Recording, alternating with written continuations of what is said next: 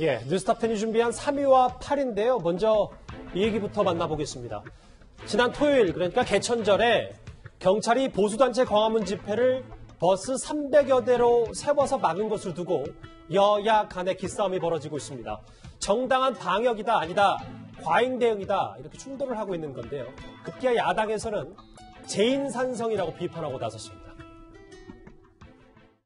광화문 광장에 경찰 버스로 겹겹이 쌓은 재인산성 국민들을 슬프게 했습니다. 광화문 광장에는 사실상의 코로나 계엄령이 검토되고 있습니다.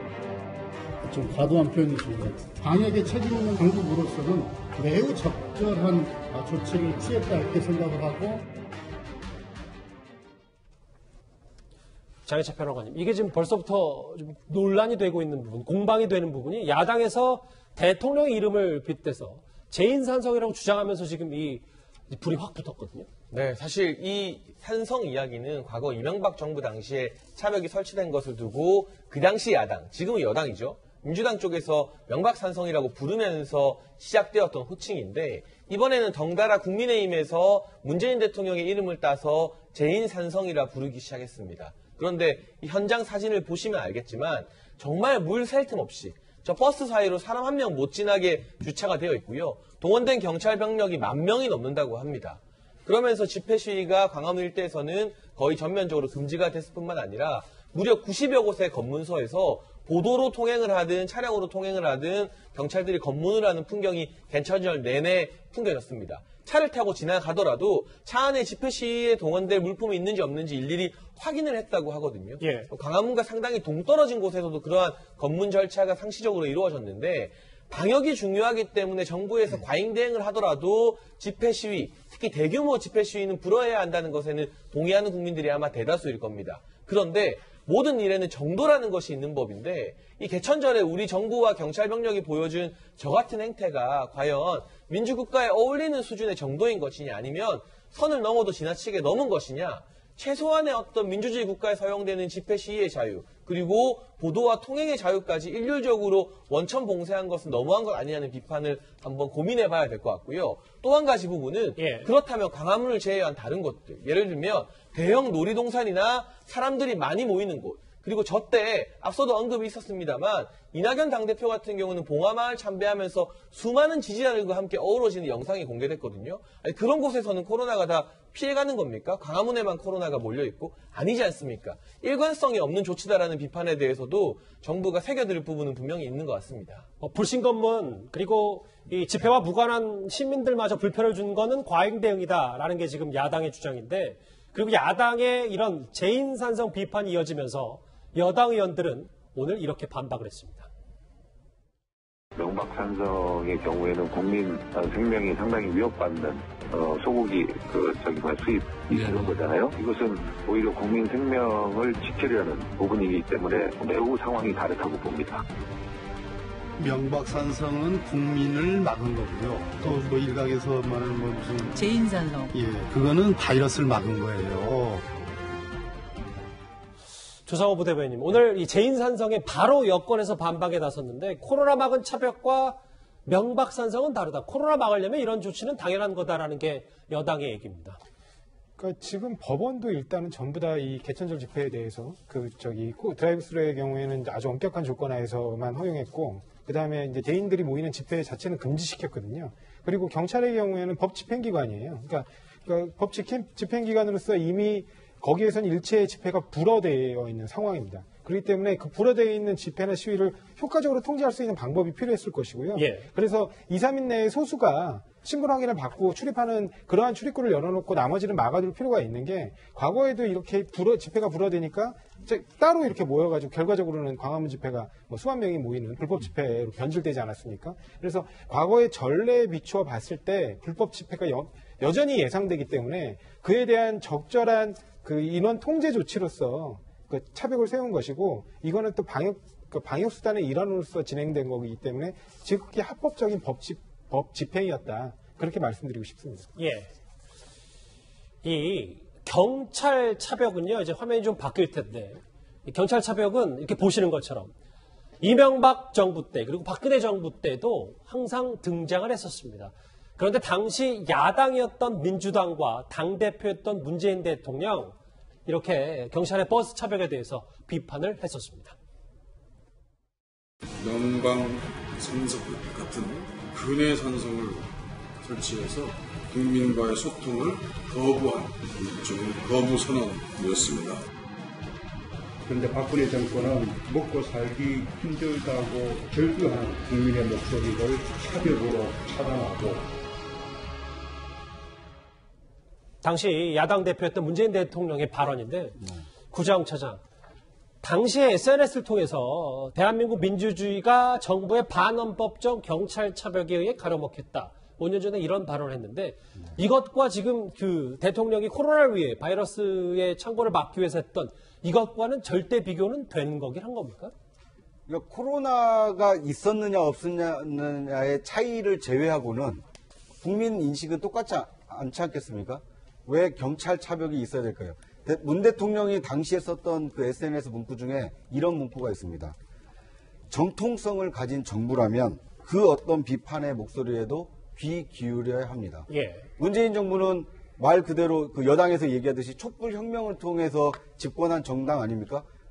그 어떤 정부보다도 정통성이 있다라고 자부하는 정당 아닙니까? 대한민국 국민들의 그 민주주의에 대한 열망을 믿지 못하는 겁니까?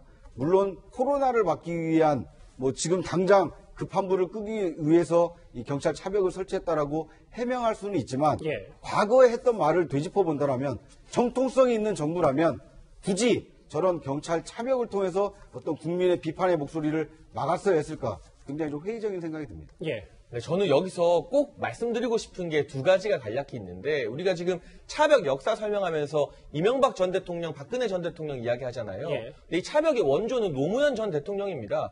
그때 한미 FTA 반대 시위하는 농민들 경찰과 충동해서 두 분이 사망하는 안타까운 사고가 발생했고요. 그때부터 경찰과 시위대의 충돌을 방지하기 위해서 참여정부에서 최초로 도입했던 게 차벽이었습니다. 그렇다면 차벽이 사실은 시위대의 충돌을 방지하는 그런 긍정적인 역할도 노무현 정부에서 했던 것인데 왜 유독 이명박 정부와 박근혜 정부의 차벽에 대해서는 지금 더불어민주당이 비판하다가 이제 와서 본인들도 필요에 의하니까 차벽을 설치하는 것인가? 과거에 했던 비판에 대해서 한번 반성하는 자세를 취할 필요가 있고요. 또 한 가지, 문재인 대통령이 대통령 시절 공약이 광화문 대통령이었습니다. 예. 집무실 광화문으로 옮기는 거 그런데 공약 못 지켰죠. 그리고 본인이 뭐라 말했냐면 국민들이 광화문에 나와서 반대하면 내가 직접 광화문에 가서 그 이야기 듣겠다 했습니다. 그런데 광화문에서 작년부터 그 많은 시위가 있었는데 대통령이 그 시위대와 소통하려고 시도한 적이 있었나요? 공식 기자회견 지금까지 4번 했습니다. 박근혜 전 대통령과 똑같습니다.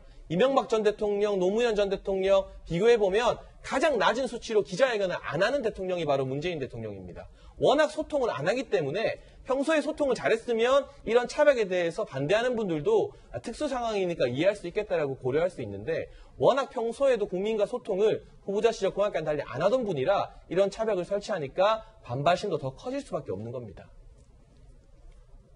각기 다른 얘기지만 당시 야당에서 뭐 명박산성부터 재인산성까지 이렇게 지금 이 버스 차벽을 꽤 비판하고 있습니다. 그런데 오늘 문재인 대통령이요. 개천절 집회 봉쇄 조치에 대해서 이런 언급을 했습니다. 같이 들어보시죠.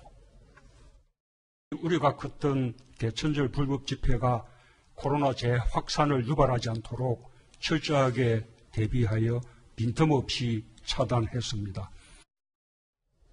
개천절 집회 빈틈없이 차단했다. 오늘 대통령 발언을 좀 비춰보면 이현정 의원님. 네.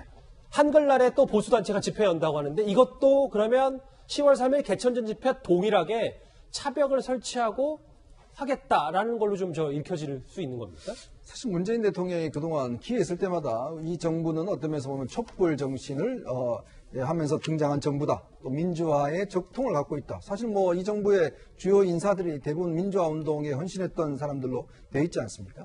자, 그렇다면요. 저는 좀 대통령의 말이 좀 달라야 된다. 물론 이 코로나 때문에 이걸 막기 위해서 불가피한 조치였다고 하지만 그러나 집회의 자유, 어떤 면에서 통행의 자유.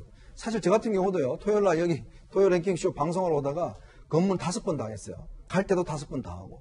그리고 제 같이 왔던 최영일 평론 같은 경우는 신분증이 없어서 이 작가들한테 카카오톡 문자 메시지를 경찰한테 보여주고 이 방송국에 들어오기까지. 도신 검문이 있었다는 그렇습니다. 자, 그러면 최소한 그런 부분에 대한 어떤 면에서 보면 불편을 끼쳐도 죄송하다든지, 그렇지만 우리 정부가 어떤 면에서 보면 민주화의 어떤 이런 집회 자유를 계속 보장하겠다라든지 이런 이야기는 좀 있어야 되지 않겠습니까? 잘했다, 막아서 잘했다 라고 한 이야기와 과거 독재 정부가 뭐가 다른가요? 저는 그런 면에서 보면 문재인 대통령이 야당 시절에 이야기했던 그렇게 반헌법적이다, 그렇게 잘못 이야기했던 것과 지금의 권력을 잡고 나서 무조건 차단해서 잘했다라고 하는 것과 도대체 뭐가 다른 것인지 솔직히 참 저는 헷갈립니다.